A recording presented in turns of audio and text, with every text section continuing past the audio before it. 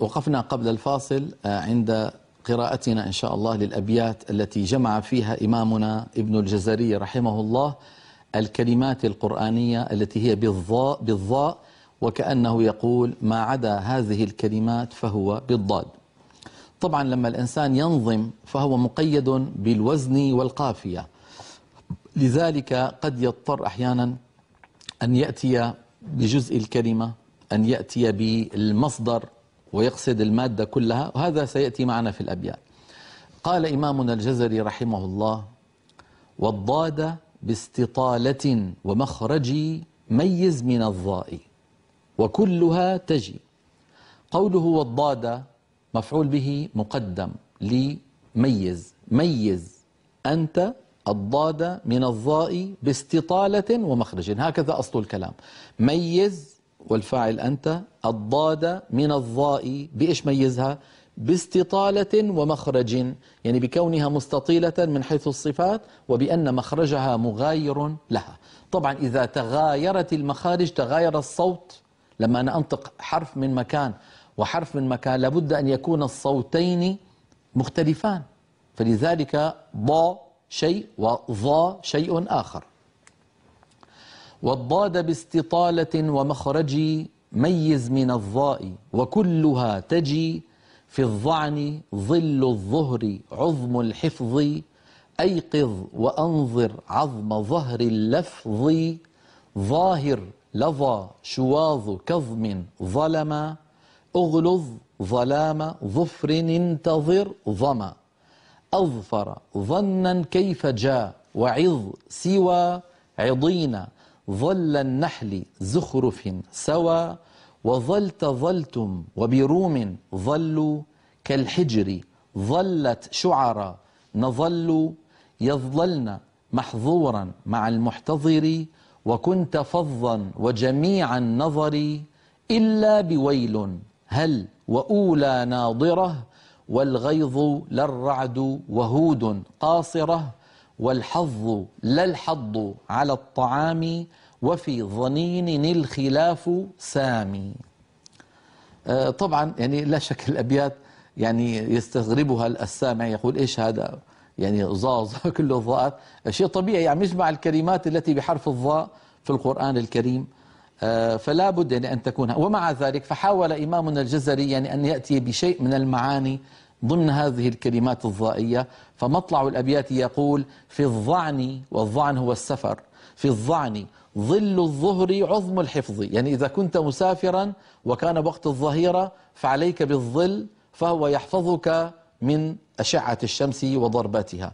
في الظعن ظل الظهر عظم الحفظ، يعني أعظم حفظ من أشعة الشمس أن تكون في الظل في السفر تحت أشعة الشمس. يعني حاول رحمه الله ما استطاع أن يأتي بمعان تربط هذه الكلمات الضائية في القرآن العظيم.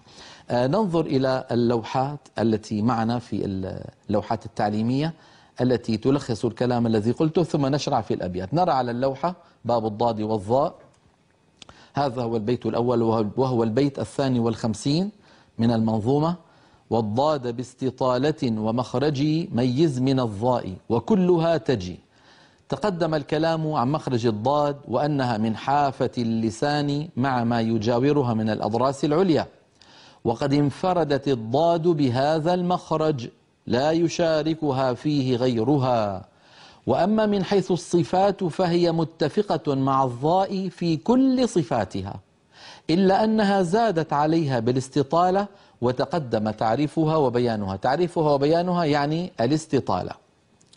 وخلط الناس بين هذين الحرفين قديم، لذلك لم يفتأ العلماء ينبهون على التفريق بينهما ويؤلفون في ذلك الرسائل.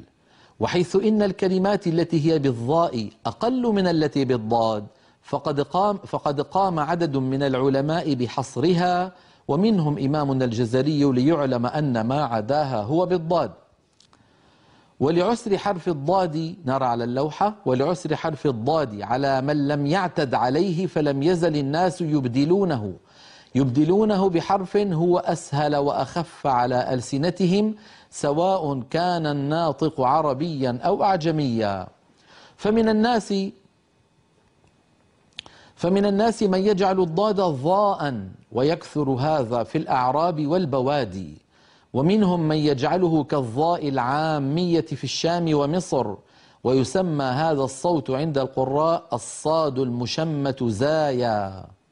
ومنهم من يجعله زايا خالصة يعني. ومنهم من يجعله دالا مفخمة أو مرققة. وذكر بعض قدام المصنفين أن هناك من يجعل الضاد لاما مفخمة، وكل تلك تحريفات على قارئ القرآن اجتنابها. إذن كل ما سبق تحريفات على القارئ اجتنابها. نرى على اللوحة: وأما الحديث المشهور على الألسنة أنا أفصح من نطق بالضاد فمعناه صحيح ولا أصل له. نعم. نرى على اللوحة التالية مقارنة بين مخرج الضاد واستطالتها وبين الضاء. أما الصورة التي على اليمين فتبين كيف أن الصوت ينحصر بين قبة الحنك واللسان، وهو صفة الإطباق، وأنه يمتد ويستطيل فيزيد الهواء الذي يملأ الفم، الصوت الذي يملأ الفم خلف اللسان أو فوق اللسان. انظروا كيف يربو ويزيد ويستطيل طرف اللسان إلى الأمام قليلا حتى يصل رأسه إلى منبت الثنايا العليا. انظروا، سأحاول أن أنطق مع الصورة التي على يمين اللوحة. أض أض أض أض أض. هل سمعتم صوت الضاد وأنه يمتد لأنها حرف رخو؟ وأيضا اللسان يتقدم إلى الأمام ويربو الهواء، يربو الصوت المحبوس والمحجوز خلف اللسان فيستطيل صوته، بمعنى يصير أطول. أض. انظروا، أض أض. نعم، هذا هو حرف الضاد كما نراه. طبعا ضاد ساكنة، الصورة معمولة لضاد ساكنة لبيان مخرجها وبيان استطالتها. أما الصورة التي على اليسار فانظروا كيف أن رأس اللسان أو منتهى طرف اللسان قد توضع على أطراف الثنايا العليا. الظالمين، الظلام، ومن أظلم. نعم، إذن هكذا نرى بأن مخرج الضاء مغاير لمخرج الضاد، وإذا تغايرت المخارج لا بد أن تتغاير الأصوات.